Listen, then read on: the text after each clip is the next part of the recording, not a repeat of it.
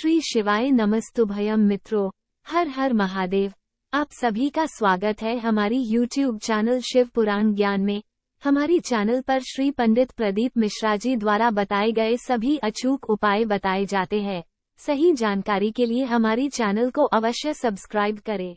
माता सती नहीं जान पाई थी कि मैं कुंभज ऋषि की यहाँ कथा सुनने जा रही हूं तो मेरे साथ में होगा क्या। मैं बैठकर अगर मन में कुछ विचार लेकर आऊंगी तो मुझे जलकर भस्म होना पड़ेगा। ये सती मैया को नहीं मालूम था। आप तो कथा में जाकर बैठ जाते हो, आपके मन में क्या आ रहा है किसी को नहीं मालूम, पर आपको वो प्राप्त होता है कब? जब हम शिव महापुराण की कथा 7 दिन तक श्रवण कर लेते हैं तो बाबा वो प्रदान कर ही देता है। आप क्या सोच रहे हैं, क्या मांग रहे हैं, क्या विचार कर रहे हैं, ये आपके चित्त पर है।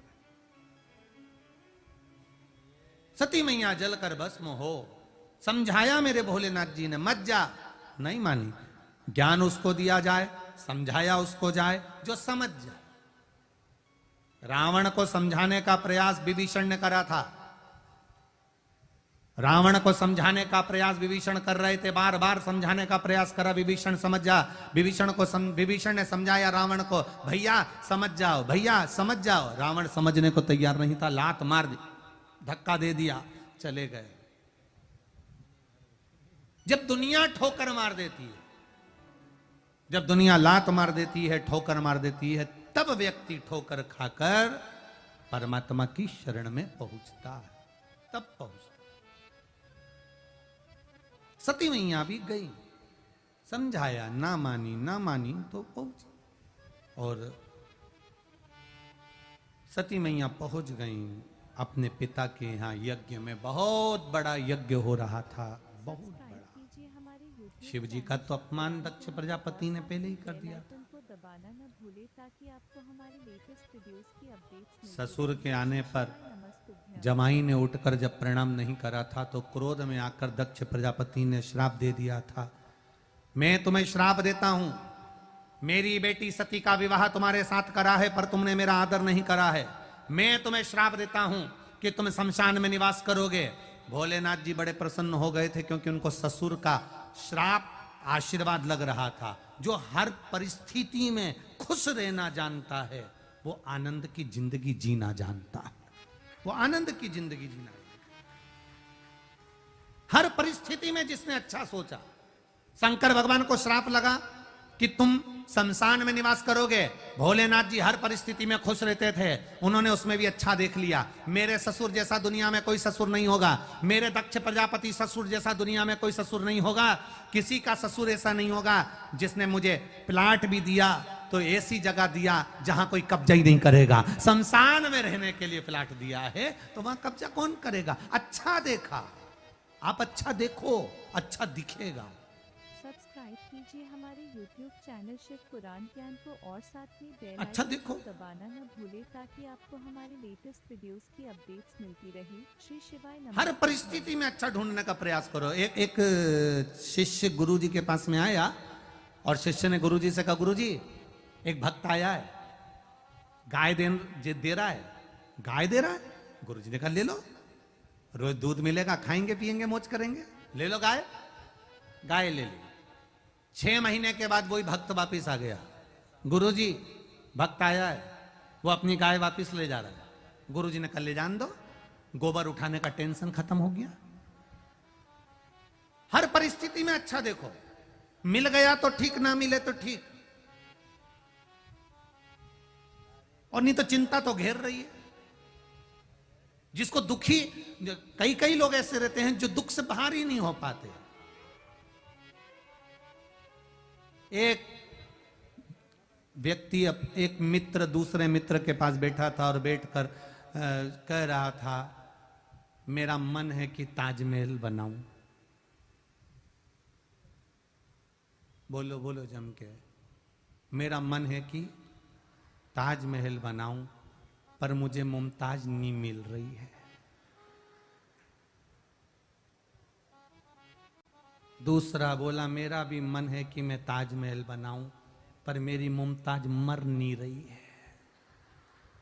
ताजमहल दोनों को बनाना, दोनों बनाना चाहिए। एक कह रहा है कि मैं ताजमहल बनाना चाहता हूं, पर मुझे, बोलो बोलो जम के बोलो, बोलो रे नेपाल देश वालों बोलो, मुझे मुमताज मिल नहीं रही है। और दूसरा कह रहा है ताजमहल में भी बनाना चाहता हूं, पर मेरी मुमताज मर नहीं रही है। दोनों टेंशन में, एक को मिल नहीं रही, एक की निपट नहीं रही, दोनों टेंशन।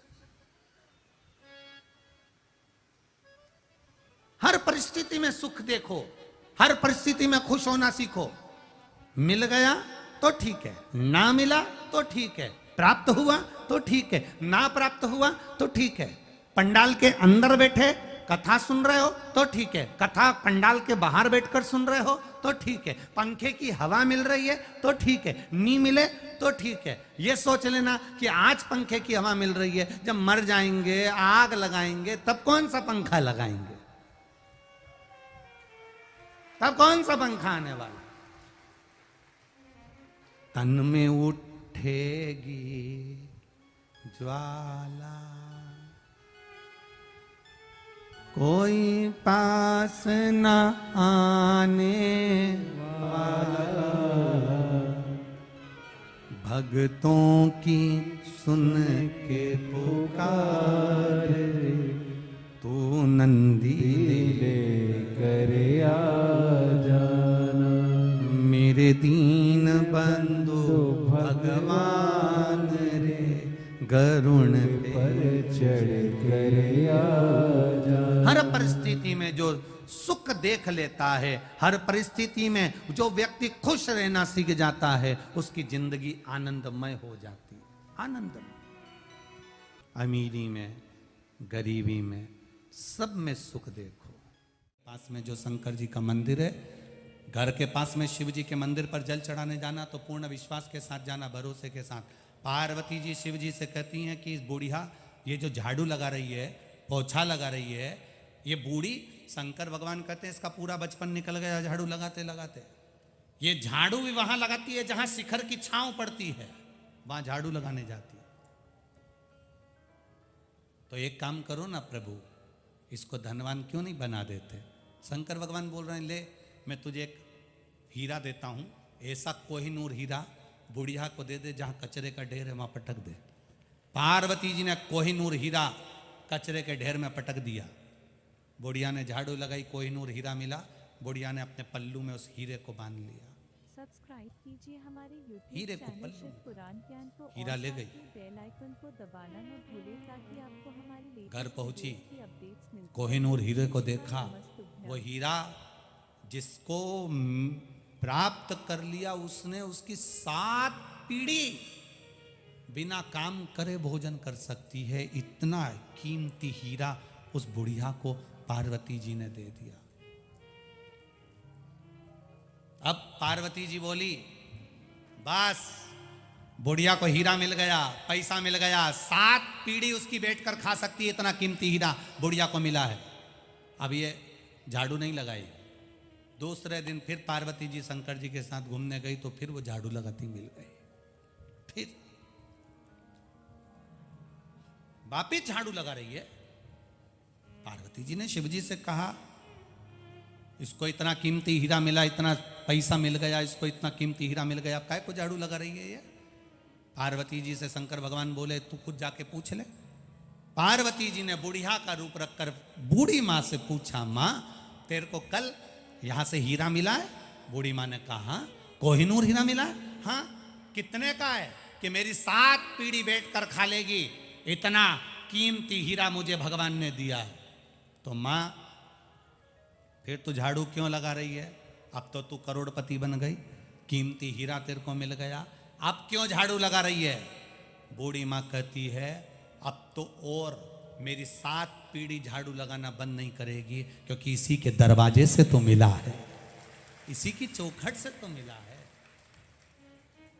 जिसने तुमको औलाद दे दी, जिसने तुम्हें कैंसर से बचा लिया, जिसने तुमको किडनी लीवर से बचा लिया, जिसने तुमको ठोकरों से बचा लिया, जिसने तुमको खड्डे में पड़े थे, कर्जे में पड़े थे, उसमें से उबार दिया। यहाँ जितने लोग कथा सुनने बैठे हैं, इतने लोगों को मेरे भोलेनाथ ने कुछ ना कुछ जरूर दिया ही, मेरा विश्वास करता। उसने दिया है इसलिए तुम कथा में पहुंचे हो, नहीं तो पहुंचते भी नहीं। उसने दिया, किसी को धन दिया, किसी को पुत्र दिया, किसी को संतान दी, किसी को रोग से मुक्ति दी, और किसी को दिल में विश्वास दिया, भरोसा दिया, दृढ़ता दी। उसने दिया तो तुम कथा तक पहुंचे हो। तो वो देता है तो ये विचार करना कि हमें उसका दरवाजा नहीं छोड़ना। आज ज्यादा मिल गया, मालूम पड़े तुमने भजन छोड़ दिया, श्री शिवाय नमस्तुभ्यम छोड़ दिया, भगवान के मंदिर में जाना छोड़ दिया ना। जिसके दरवाजे से मिला है उसका द्वार मत छोड़ो, बन सके उसके द्वार जाते रहो, जाओ उसकी चौखट पर। कई लोग कुबेरेश्वर धाम आते हैं और आकर कहते हैं गुरुजी हमने तो नियम बना लिया, महीने में एक बार आ जाते हैं, कोई कहता है साल में एक दो बार आ जाते हैं, कोई कहता है 6 महीने में पहुंच जाते हैं। हमने कहा ऐसा नियम उसने दिया है, वो कुबेर भंडारी ने हमारा भंडार भरा है, तो हम भी उसकी चौखट पर आकर प्रणाम कर कर चले जाते हैं। और क्या चाहिए? वो गजानन बाबा, वो श्री स्वामी समर्थ, वो हरि विठल दे रहा है, तो उसकी चौखट पर जाने में क्यों देरी करें? क्यों देरी करें? अगर आपको यह वीडियो पसंद आया है तो कृपया वीडियो को लाइक करें, कमेंट करें और हमारी चैनल को सब्सक्राइब करें। श्री शिवाय नमस्तुभ्यम।